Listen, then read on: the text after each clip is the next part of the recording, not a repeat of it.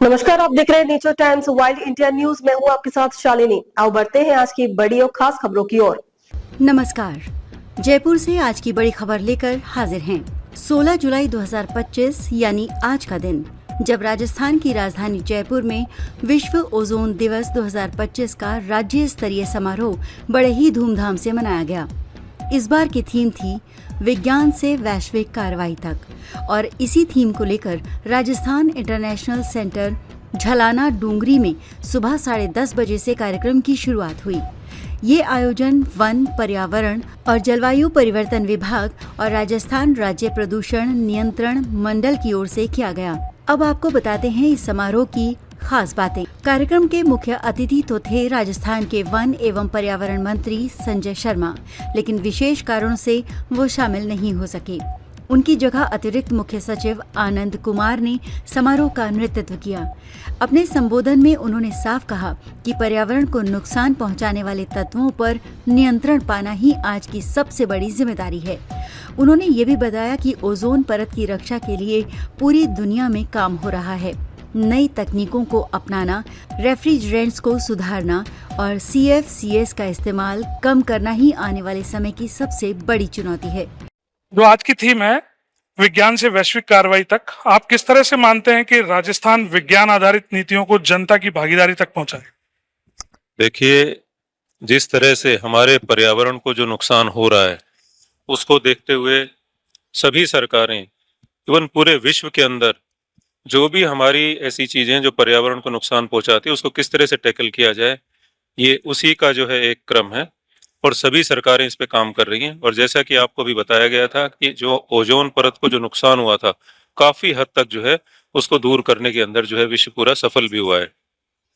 और जैसा कि बताया गया है आपको कि किस तरह से हमारे जो रेफ्रिजरेंट्स हैं उसकी हमें किस तरह से धीरे धीरे उसके अंदर थोड़ी कमी लेकर के आनी है, टेक्नीशियंस को किस तरह से हमें तैयार करना है और किस तरह से किसी रेफ्रिजरेंट को कितने समय तक के लिए हम लोग यूज के अंदर ले सकते हैं, ये सभी तरह की चीजें करनी है। और हमें CFC जो हमारा क्लोरोफ्लोरो जो कार्बन है उसको कम करना है, जो कि ओजोन की परत को जो है नुकसान पहुंचाता है। तो यही सब चीजें हैं इसी के माध्यम से। और जैसा हमने कहा है, इन्होंने पोल्यूशन कंट्रोल बोर्ड ने क्या हम करें और क्या ना करें, इसका एक पैम्फलेट तैयार करवा करके हम पूरे प्रदेश के अंदर इसको वितरित करेंगे।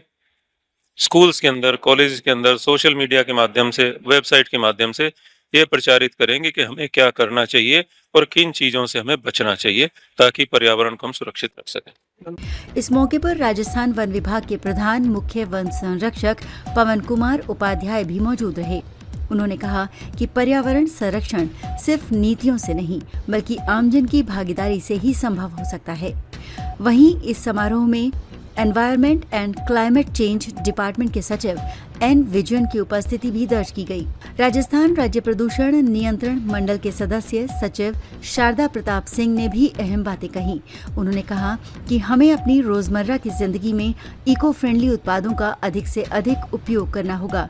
साथ ही ये भी बताया कि राजस्थान के 5 बड़े शहरों में केंद्र सरकार की ओर से नेशनल क्लीन एयर प्रोग्राम के तहत वायु गुणवत्ता सुधार के लिए लगातार काम चल रहा है। उन्होंने चिंता जताई कि सड़क पर चलने वाले वाहनों के टायरों से उड़ने वाली धूल वायु प्रदूषण का सबसे खतरनाक कारण है और इसका समाधान सड़क किनारे हरियाली और वृक्षारोपण से ही संभव है।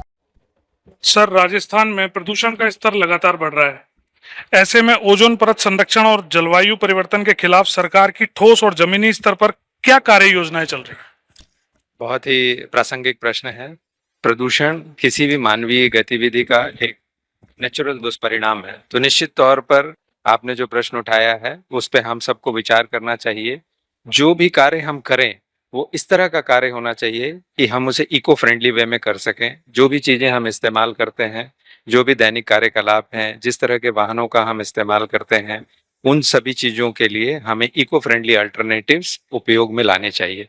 इसके लिए आज के कार्यक्रम में जो कार्यक्रम स्थल है उसके बाहर इको फ्रेंडली अल्टरनेटिव्स का एक डिस्प्ले भी लगाया गया है, जिसमें स्पष्ट तौर पर बताया गया कि क्या चीजें हमें पर्यावरण को बहुत ही बुरी तरीके से प्रदूषित करती हैं और नुकसान पहुंचाती हैं, और उसके लिए क्या वायबल अल्टरनेटिव्स हमारे पास उपलब्ध है, मार्केट पे उपलब्ध है। भाई साहब, एक सवाल और। राजस्थान राज्य प्रदूषण नियंत्रण मंडल की हाल ही में कई रिपोर्ट शहरों से कई शहरों से रिपोर्ट आई है वायु गुणवत्ता के बारे में, तो गंभीर बताई जा रही हैं समस्याएं। ऐसे में जागरूकता से आगे बढ़कर क्या ठोस कदम उठाए जा रहे हैं?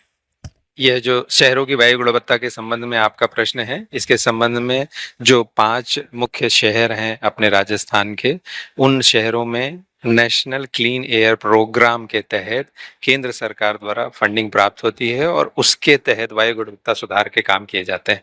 जब वायु गुणवत्ता सुधार के लिए पहले यह जानकारी की गई कि वायु की गुणवत्ता खराब क्यों है, तो उसमें सबसे बड़ा कारण, जिसमें 75% से अधिक रोड डस्ट का कारण आया। मतलब गाड़ियों से निकलने वाले प्रदूषण की तुलना में गाड़ियों के चलने से जो टायरों से डस्ट उड़ती है और वह डस्ट हर गाड़ी के निकलने के साथ और पतली और महीन होती जाती है, उस रोड डस्ट के निवारण के लिए रोडों की कंडीशन, रोडों के साइड में पेवमेंट और उसके साथ साथ घास या वृक्षारोपण करने से इस रोड डस्ट का निवारण किया जा सकता है। इसके लिए केंद्र सरकार की योजना एनकैप के तहत 5 बड़े शहरों में लगातार काम चल रहा है और मैं यहाँ पर यह ऑन रिकॉर्ड बताना चाहूंगा कि इसकी वजह से हमारी वायु गुणवत्ता में वर्ष दर वर्ष सुधार आ रहा है, जो कि रिकॉर्ड पर है।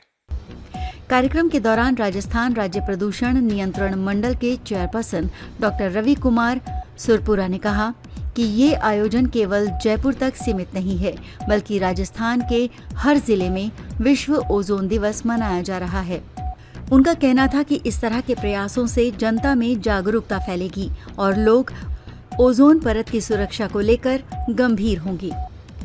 इस आयोजन में स्कूल और कॉलेजों के विद्यार्थी, विभिन्न संस्थाएं, उद्योग जगत और बड़ी संख्या में आम लोग शामिल हुए। कार्यक्रम का समापन सांस्कृतिक प्रस्तुतियों से हुआ, जिनमें कला के माध्यम से पर्यावरण संरक्षण का संदेश दिया गया।